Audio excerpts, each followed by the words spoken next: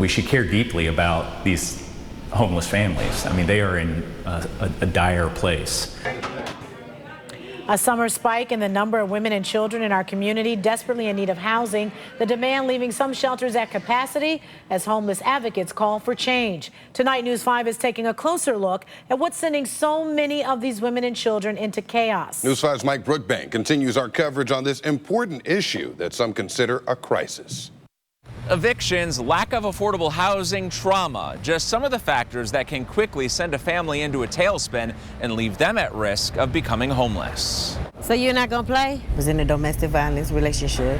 Chandrika Richardson, escaping danger with her 3 children, Find a better way, a different way. found themselves with no place to call their own. You know, it hurts a mother to look at her child and see sadness, you know, or wonder, why, mommy, why we gotta be here? Or where we going tonight?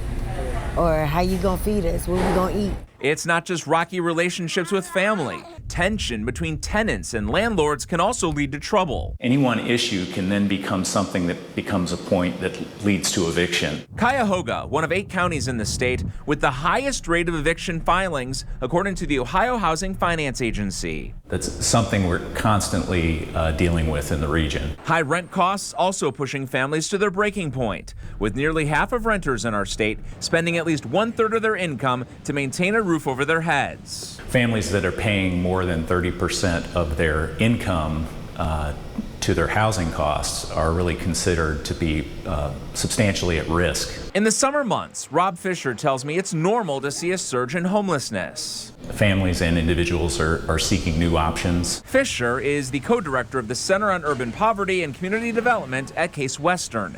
In light of some family shelters like Laura's home consistently turning away dozens of families, we don't have the ability to provide shelter for all the families. I asked him if the system currently in place in Cuyahoga County is adequately meeting the current demand of women and children. It's a work in progress, but what I would say is my understanding is that this summer is no different than the last several summers. When a family can't find space at a shelter, there is a safety net. We have that here in Cuyahoga County with a centralized point of intake where no family will be turned away. However, the overflow shelters are a short-term fix. You can't stay in a gym or a rec center for an extended period. After waiting several months for a spot to open up at Laura's home, I was almost on the verge of giving up. Chandrika and her children are inching closer High five. to getting a place of their own. Did a good job. It's been awesome. I mean, I've seen a lot of change in a lot of different areas of my life. Reporting in Cleveland, Mike Brookbank, News 5.